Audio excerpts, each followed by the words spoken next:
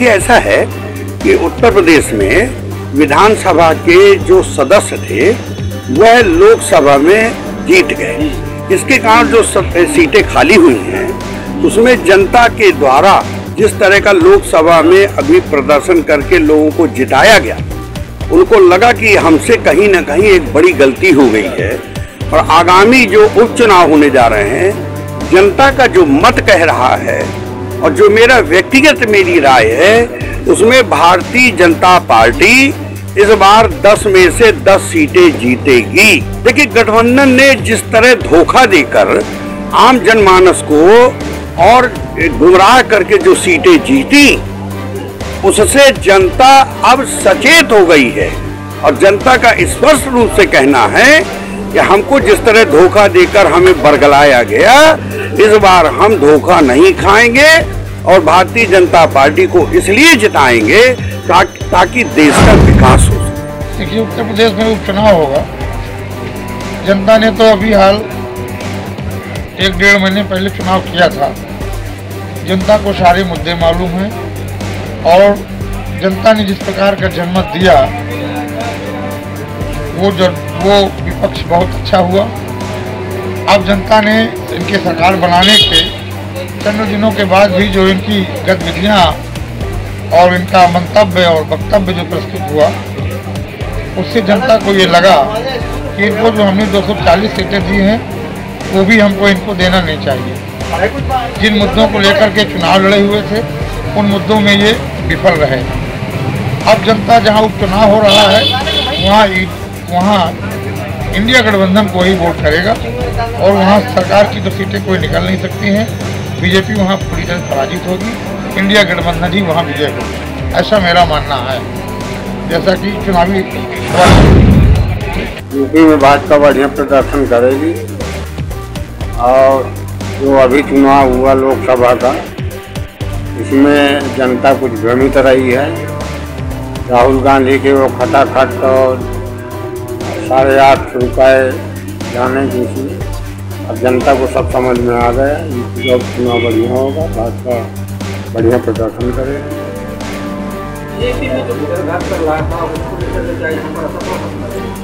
कोई असर नहीं है, जो भीतर रात था वो धीरे धीरे सब खत्म हो रहा है। उपचुनाव में तो देखिए ऐसा है कि जिसकी सरकार होती है ज़्यादातर उसी पार्टी के लोग जीतते हैं, लेकिन जिस तरह ये लोकसभा में चुनाव हुआ और उसके परिणाम आए, उससे उपचुनाव काफ़ी जो है इंटरेस्टेड हो गया है और इसमें ज़्यादातर लोग जो है समाजवादी पार्टी का समर्थन किया है और बीजेपी को उत्तर प्रदेश में मुंह की खानी पड़ी है। वजह ज़्यादातर सभी लोग जानते हैं कि ज़्यादा जो नाराज़गी थी मतदाताओं की वो प्रत्याशियों पर थी। बहुत से ऐसे प्रत्याशी थे जिनको बदला जाना बहुत ज़रूरी था, लेकिन पार्टी ने नहीं बदला, जिस वजह से उन मतदाताओं ने समाजवादी पार्टी का साथ देना ज़्यादा उचित समझा। माहौल कांग्रेस का है भाई साहब। कांग्रेस का अच्छा, बीजेपी के द्वारा कई मुद्दे उठाए जा रहे हैं और वो सब लीग को लेकर और कई जुमलेबाज वो सब कहना चाहेंगे इसके लिए। देखो, बीजेपी की कहानी जो है सामने आ चुकी है। और उत्तर प्रदेश में कई मुद्दे उठाए जा रहे हैं। कांग्रेस का सरकार के द्वारा भी बीजेपी के ऊपर बार किया जा रहा है, इसके लिए क्या कहना चाहिए? कांग्रेस ही सही है, कांग्रेस सही लग रही है जी। अच्छा, बीजेपी सरकार जो है बार कई वायदे करती है, उस पे कांग्रेस पलटवार करता है। उसके लिए शिक्षा की व्यवस्था में क्या कहना चाहेंगे? शिक्षा में बीजेपी कतई 0 है और कांग्रेस के लिए जैसे कांग्रेस सही है। कांग्रेस सरकार में शिक्षा बहुत बड़े पैमाने पर थी। पेपर लीक के बारे में पेपर कभी लीक नहीं हुआ कांग्रेस सरकार में। बीजेपी में तो कुछ भी हो सकता है भैया। वर्तमान राजनीतिक परिदृश्य जिस प्रकार चल रहा है, उस परिदृश्य में भारत की जनता, विशेषकर उत्तर प्रदेश की जनता भारतीय जनता पार्टी की नीतियों से त्रस्त है। और अभी हमने 2024 के जो भी लोकसभा चुनाव हुए हैं, उसमें हमने जनता का रूप देखा। जनता ने किस प्रकार भारतीय जनता पार्टी और उसकी नीतियों को उत्तर प्रदेश से खारिज कर दिया।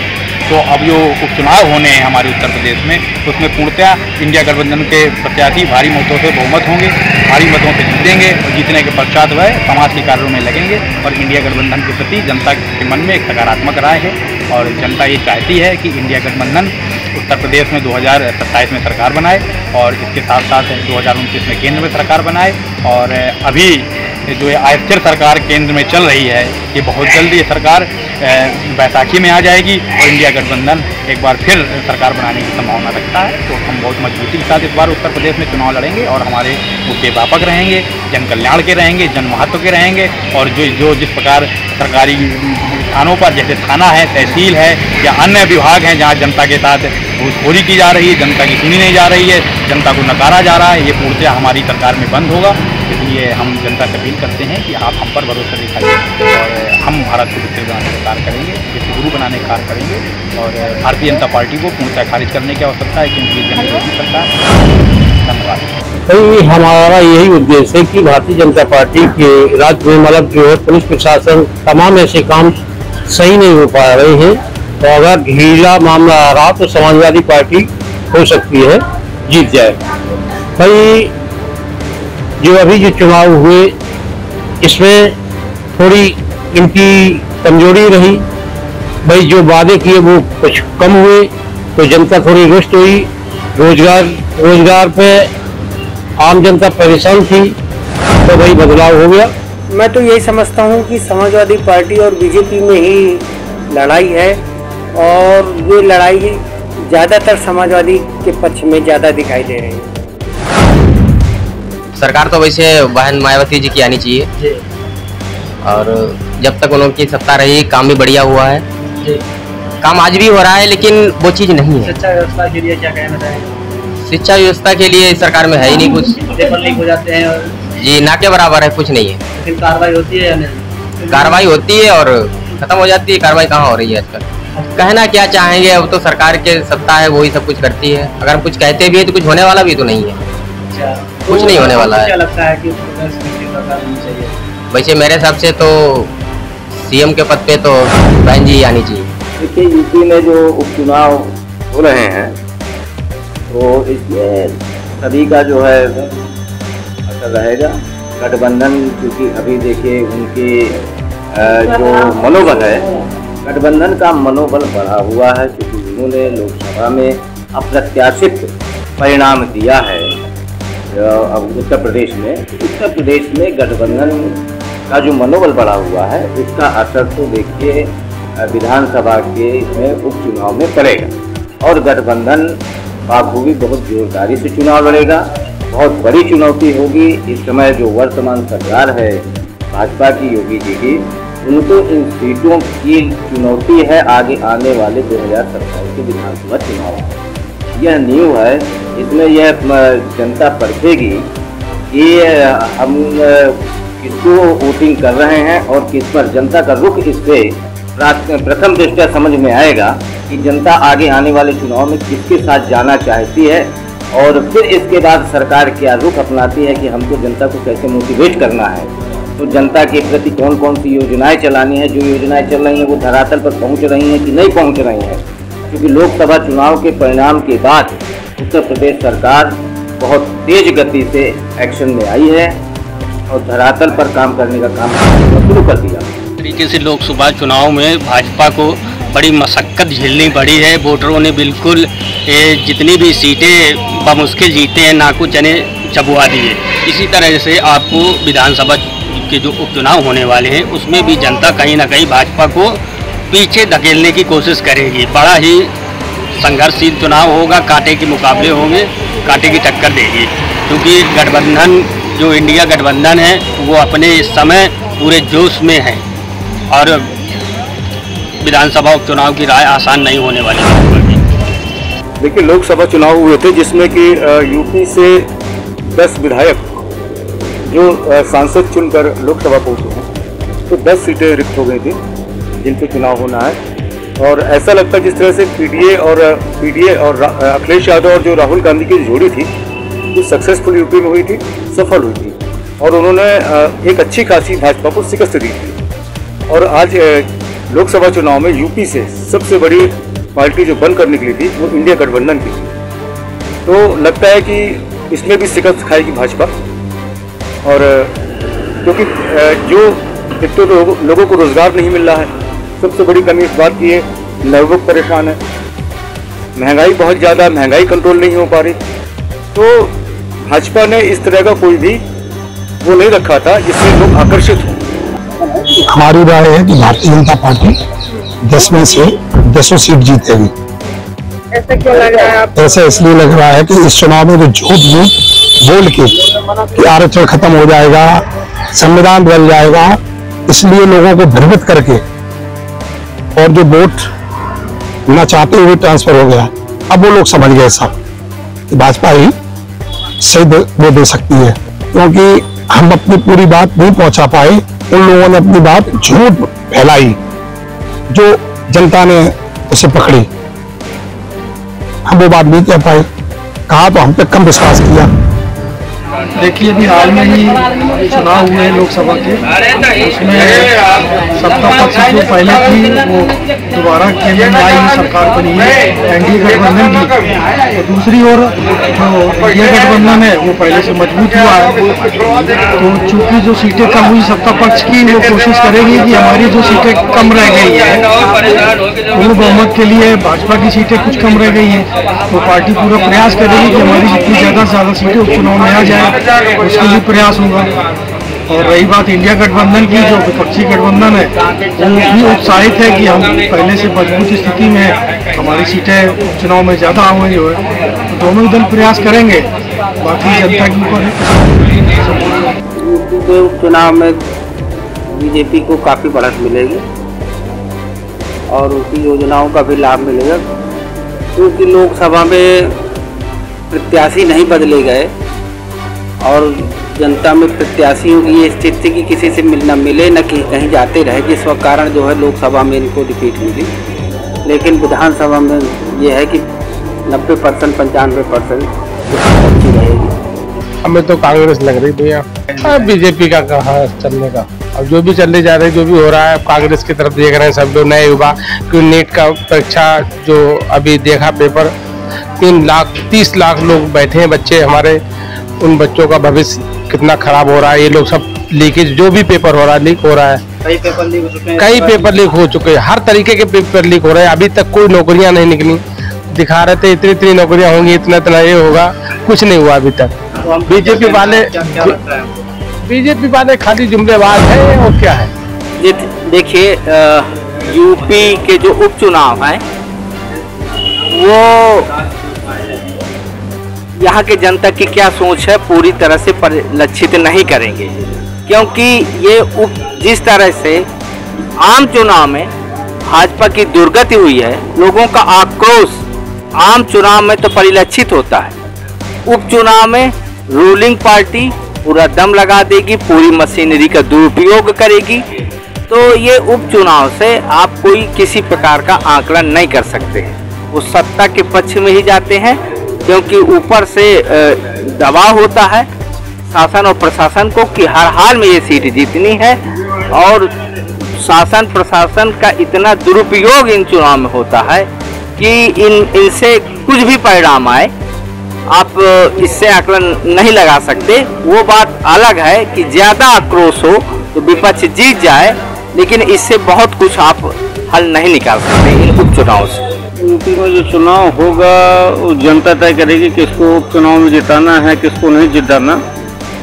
हाँ, अब ये है कि 1-2% सत्ता का प्रभाव होता है, जिसकी सत्ता होती है वही सीट निकलता है। लेकिन यदि अगर जनता में ज़्यादा आक्रोश है तो बात होती है, यहाँ तो सीटें तो सत्ता पक्ष की तरफ ही ज़्यादातर उपचुनाव सत्ता पक्ष की पार्टी जीतती है। जनता का रुझान पहले भाजपा की तरफ था और अभी भी भाजपा की तरफ है, और जो सीटें भाजपा की कम हुई है ये मात्र प्रत्याशियों की वजह से कम हुई है सीटें। प्रत्याशी चेंज हो जाते तो भाजपा की सीटें बम्पर वोटी यूपी में निकाले।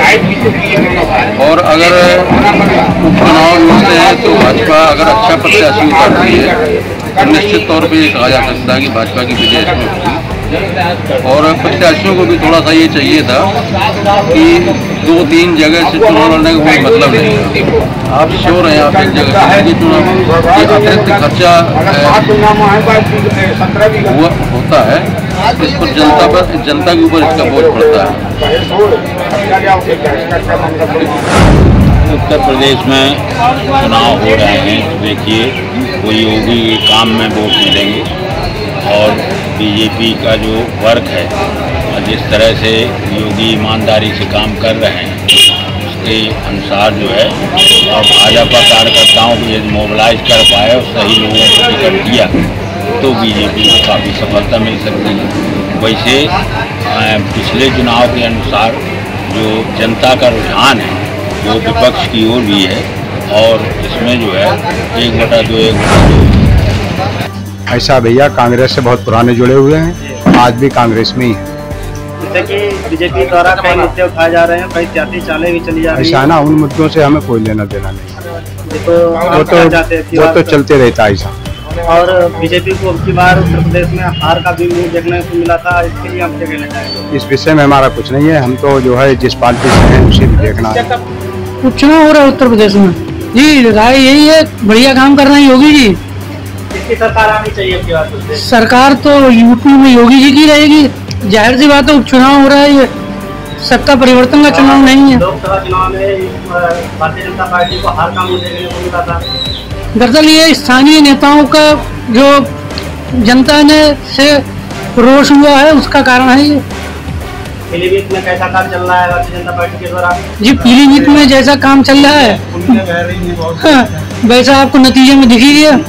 अभी बारिश हुई थी 2 दिन, पानी का बहाव चल रहा है। अब बारिश को तो क्या, वो तो मौसम का एक अपना रहता ही है, लेकिन हाँ उस हिसाब से काम बढ़िया नहीं हुआ। पुल बह गया है, 2 महीने पहले बना पुल। आपको क्या लगता है कि अब की बार जो है राज्य में या पीलीभीत में भ्रष्टाचार मुक्त होगा? ये बोलो। बात ये है, सरकार तो बढ़िया काम कर रही है, लेकिन स्थानीय नेताओं का जो भ्रष्टाचार है वो दिक्कत, सबसे बड़ी समस्या का कारण वही है। आपको क्या लगता है कि भ्रष्टाचार जो नीचे से जो चल रहा है ये खत्म होना चाहिए। ऊपर तो सरकार सख्त है, लेकिन जो स्थानीय नेता है उनमें इतना भ्रष्टाचार है कि दिक्कत उन्हीं से ही है। अच्छा, कांग्रेस नेता के द्वारा कई विपक्ष पार्टियों पे मुद्दे उठाए जाते हैं, सवाल उठाए जाते हैं, उसके लिए क्या कहना चाहिए? अरे वो तो विपक्ष का तो ये स्वाभाविक उनका कर्तव्य है कि वो सत्ता पक्ष के खिलाफ आवाज उठाते ही हैं, लेकिन मुझे लगता है राज्य में सरकार बढ़िया काम कर रही है।